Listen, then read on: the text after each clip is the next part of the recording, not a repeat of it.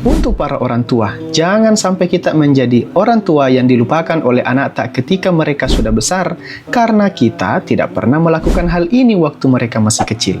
Agar nonton kita sampai habis. Sering Kak Sadin dengar ada orang tua yang mengeluh karena waktu kecil anaknya masih akrab dengan orang tuanya. Sekalinya besar nih, lebih akrab sama teman-temannya. Pertanyaannya, kenapa bisa seperti itu, Di? Kita sebagai orang tua yang perlu mengevaluasi diri. Jangan sampai cara tak menyampaikan sesuatu kepada anak itu yang tidak pas. Naseng togi seperti yang disampaikan oleh guru tak Dr. Muhammad Agus Mangkoso, yang keluar dari mulut itu adalah ete, tapi yang paling penting yang keluar lewat hati, yang royaseng eto. Tapi ajak muta masuk banget lah deh, masuk amai polimondri yang royaseng etu, ete, eto, etu. Berarti yang harus dilakukan bukan hanya menghubungkan pikiran tak dengan pikirannya anak, tapi juga menghubungkan hati dan hati mereka.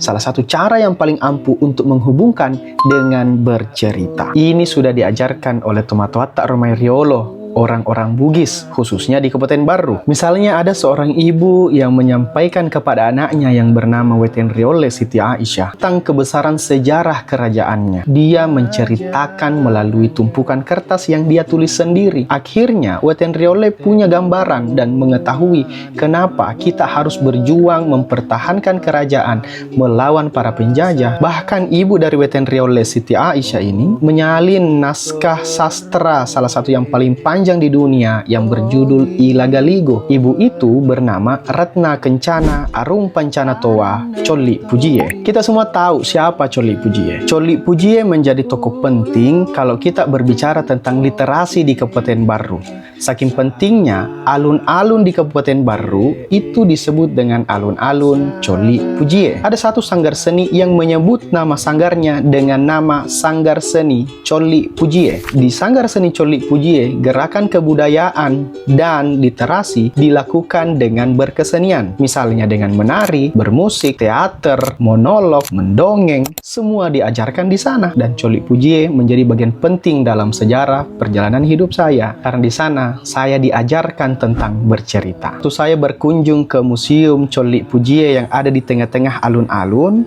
saya ketemu dengan siswi-siswi dari SMK Pelayaran Lintas Nusantara Kabupaten Baru yang sedang latihan menari. Menari juga adalah bagian dari literasi. Karena dengan menari, kita menyampaikan pesan melalui gerakan. Jadi, Coli Pujie menjadi salah satu contoh bagaimana bercerita itu menjadi alat yang sangat ampuh untuk menyampaikan pesan kepada anak. Tidak berhenti di Coli Pujie. Kita juga sering mengenal cerita tentang Meompalo Karalae yang sering dibaca dalam tradisi Mado Jabine atau Mapadendang. Ceritakan petualangannya Meompalo Karalae bersama Sang Hyang Seri sudah melewati berbagai daerah di Sulawesi Selatan, dan ketika ia sampai di Kabupaten Baru, ia dijamu dengan baik, diberikan ikan, makanan nasi, dan pemandangan alam yang indah. Menurut Prof. Nur Hayati Rahman, tokoh-tokoh di dalam cerita Ilagaligo, termasuk di dalam Meompalo Karalae, tidak akan menetap di sebuah daerah yang tidak menghargai alam. Karena memang Baru itu lengkap sekali. Di laut kita punya pulau Dutungan yang sangat eksotis. Lautnya indah sekali. Di daratan kita punya sawah yang luas, menghasilkan padi yang begitu banyak. Di gunung lengkap sekali. Ada sungainya, ada padang indah dan lapak launa, dan masih banyak lagi tempat wisata alam yang ada di Kabupaten Baru. Mungkin ini alasannya kenapa Baru itu disebut dengan hibrida. Tidak berhenti di situ. Sejarah literasi dan khususnya bercerita di Kabupaten Baru berlanjut dari zaman ke zaman. Bahkan sekarang kita mengenal beberapa penulis hebat berasal dari Kabupaten Baru. Misalnya Windy Joana menulis sebuah novel yang berjudul Lontara. Di sini diceritakan bagaimana sosok Tomanurung yang diceritakan di dalam epos Lagaligo. Lalu ada namanya Nurwina. Dia menulis satu novel yang sudah diangkat ke layar lebar, dan karya-karya Nurwina itu sudah bestseller nasional. Kemudian ada penulis dengan nama pena Slipini Glow atau dengan nama asli Muhammad Akbar. Dia ini orang Baru juga, menulis novel seri yang sangat keren seperti Harry Potternya Indonesia. Terakhir ada konten kreator Presiden Gen Z yang sering sekali bercerita storytelling di konten-kontennya yang memiliki pengaruh yang sangat luas di Indonesia kepada para pemuda untuk terus memiliki cara berpikir yang kritis, cara menghargai budaya, menghargai nenek moyang, menghargai kebangsaan ini. Dengan bercerita, bahkan baru-baru ini dia menulis buku bersama Dr. Muhammad Faisal yang berjudul Filsafat Kecemasan.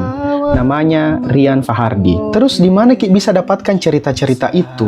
Kita bisa bawa anak tak ke alun-alun Colik Pujie, lalu ceritakan siapa itu Colik Pujie supaya mereka punya kedekatan emosional dengan sosok tokoh literasi dunia. Kemudian kita bisa bawa anak tak ke perpustakaan daerah. Di sana enak sekali tempatnya, nyaman. Kita bisa baca buku-buku sejarah Kabupaten Baruk, sejarah Kerajaan Tanete, dan banyak sekali yang bisa kita baca di sana. Atau pergi di perpustakaan komunitas baca Iqra Takanitra milik almarhum Bapak Badarudin Amir. Juga ada rumah buku OI yang ada di daerah Mangkoso. Atau mungkin kita bisa datang ke beberapa sudut-sudut baca yang ada di Kabupaten Baru. Misalnya yang terbaru ini ada di Enggo Space. Baru-baru ini saya ke sana dan saya kaget. Di sana meskipun buku koleksinya tidak begitu banyak, tapi sangat keren. Ada buku tentang Lagaligo, ada buku tentang Islam Bugis, ada buku tentang Colik Pujie, ada bukunya Rian Fahardi, ada novelnya Windy Joanna, dan buku-buku lainnya. Jadi bisa Ki minum kopi sambil baca buku dan juga bisa foto-foto yang menarik. Jadi kita baru bukan hanya jalanan tak yang panjang, tapi punya Ki juga cerita panjang tentang literasi, khususnya bercerita. Kalau mau Ki selalu diingat oleh anak tak, berbanyak bercerita. Mereka akan tumbuh dengan nilai-nilai yang ada di dalam setiap cerita tak. Mulai dari hal sederhana tentang sejarah keluarga, tentang masa muda tak, bagaimana kita ketemu dengan pasangan tak, suami atau istri, bagaimana kakek-kakeknya. Oleh karenanya, karena kita orang baru, maka kita terus bercerita.